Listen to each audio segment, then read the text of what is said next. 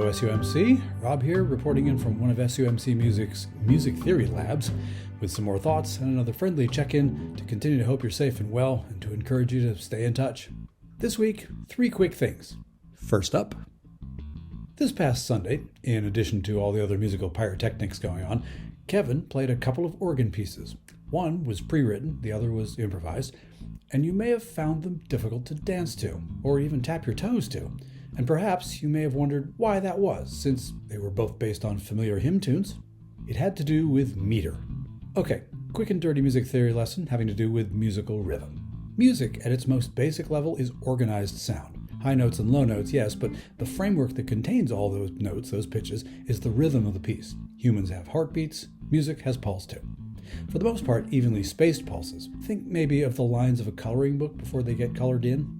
And inside each of these pulses can be smaller beats, either 2 or 3 of them. So, some marches go 1 and 2 subdivisions inside one larger pulse. And some go 1 and a 2 and a 3 subdivisions inside one larger pulse. This is meter. Most tunes are made up of a group of these larger pulses, say 2 or 4 pulses if it's a march or a foxtrot or disco, or 3 pulses if it's a waltz. And we call those groups of pulses measures. Anytime a measure has more than 4 pulses in it, life gets a bit more complex than we want to worry about in this video. When all the pulses have the same number of little subdivisions in them, it's nice and predictable, and we have an easy time tapping our toes, clapping along, or dancing to the music. Sunday, though, not all of the pulses had the same number of subdivisions in them. During the organ prelude, there was a chunk of music wherein, instead of pulses that were all the same,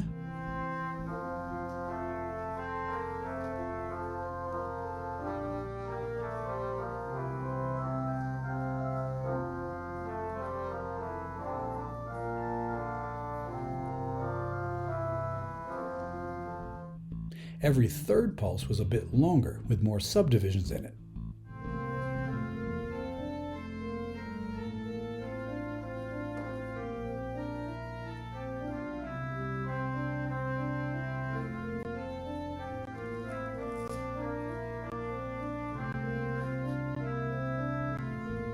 So if you kept track of the subdivisions inside each pulse, it sounded like 1 2 1 2 1 2 3 1 2 1 2 1 2 3. If you tried to march that, every third step you'd lurch a bit. It would be tougher to dance to, and that irregularity is why.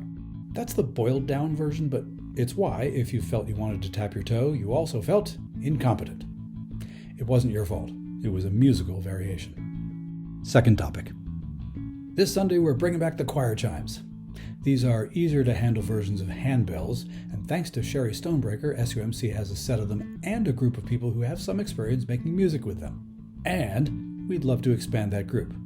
If you think you can't do it, so did a lot of people who are now in the group. We can teach you.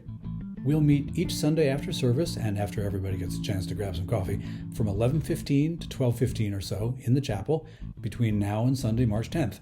And we'll present a piece or two on Sunday, March 17th during service and during the Connections concert that afternoon. Try it. You'll like it. We promise. And third topic. This Sunday, be assured that even though the choir enjoys singing anthems that line up with the theme, scripture, and overall message of morning worship, we will not be presenting any musical selections having to do with football or composed by Taylor Swift. No judgment. It's a choice.